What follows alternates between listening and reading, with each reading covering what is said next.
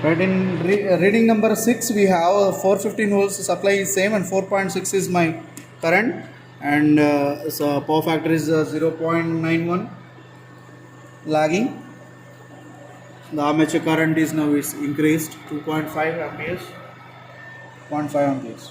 So like this we have the variation. Again we have some more readings. So now I am stopping up to this because the lengthy of lecture. So that you can have the scale of around 0.7 lagging power factor we can get. So the variation will plot. So similarly the same procedure will apply for the full load also. So let us now see here the same operation I am doing on the loading condition.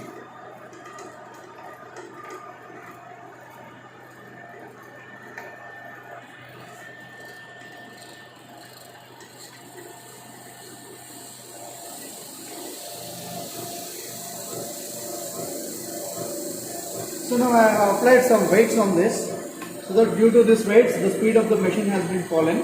So means indirectly that this machine is loaded by some loads. So under this condition, the same readings we need to get. The supply voltage remains same. It is at 415 volts. Now your initial armature current reaches to the 2.9 amperes around. So this is the initial readings. So now this is fluctuating a lot because the load is applied on the machine. Once we started increasing the excitation, so that this will come to the normal.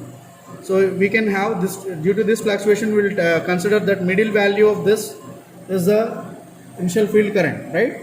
So now I am taking a reading as initial field current is 0.5 amperes, power factor is 0.6 leading, and voltage is 415 volts same.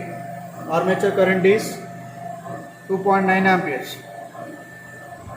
So reading 1 is over. So we are shifting to the next excitation.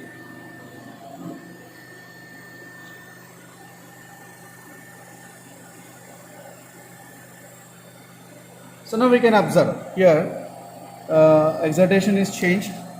Now the field current becomes 1.7 amperes. The power factor came, it is not settled, right? The power factor came to the 0.885 leading, and the armature current is now 2.5 amperes. The voltage remains same. We are moving to the next excitation now. So this is the third reading I am taking. So now we have a 2.7 amperes is 2.7 amperes is my current here, field current here, 2.1 415 volts, and the power factor it seems is a 0.99 lagging. So now the scale is shifted from leading to lagging. So we will go for one more excitation.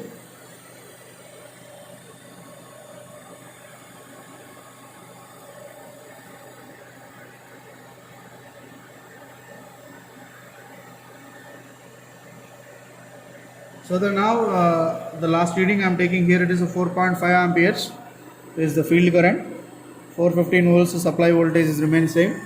Now on lagging scale we have a power factor 0.9 lagging, 89 lagging, and it is 2.9. So now armature current started increasing. So like that in the table you can observe.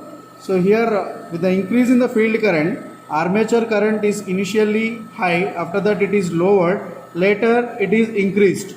So means that if you plot the characteristics for IF and IA, first initially increased and it is going to be decreased for some time, and after that it is increasing. In this way we have the maximum value of armature current, after that it is decreasing and it is going up, so that it seems like when you plot IF versus IA, it seems like weaker.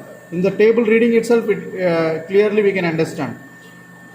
Similarly for full load also the same thing. So here increasing field current is giving first 2.9 ampere of armature current, later it is decreased to 2.5, later it is decreased to 2.1, and again here it is increased to 2.9. If you take few more readings, then you can get the increased current ratings, so that here from this also you can get one more U curve. So we have no load and full load U curve. This is the one performance characteristics. You can also observe similarly the variation. This is now the variation with what? This is what? Armature current. Here we have a field current. Similarly, we can also have the power factor cos phi, and this is now the field current. So you can also plot the IS versus IF versus field current. So in this I can able to take that 0.95 lagging is my initial power factor. Field current is always increasing. Now we can have the variation of power factor. So power factor is first, it is maximum, so 0.9 leading side. So you can take, this is half of the portion, you can say this is the leading, and now I can say this is the lagging, or else you can take your own scale on your graph, right?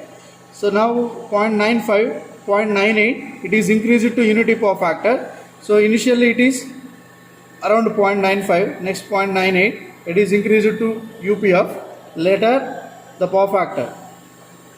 Again it comes to 0.98 and is a 0.96, like this. So we can have the curve like this.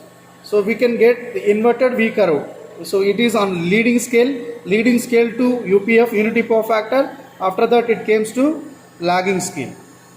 Sir, so we can get inverted V curve here. Here we can get U curve. For these two curves, this test is conducted. So this curve is giving a normal operating condition and full load operating condition. This curve also you can get normal operating condition and full load operating condition. By this test we can extremely observe the performance of the machine, that machine can able to run on leading power factor as well as the lagging power factor. So at any power factor the machine can be stably operated. This is the conclusion of this experiment. Thank you.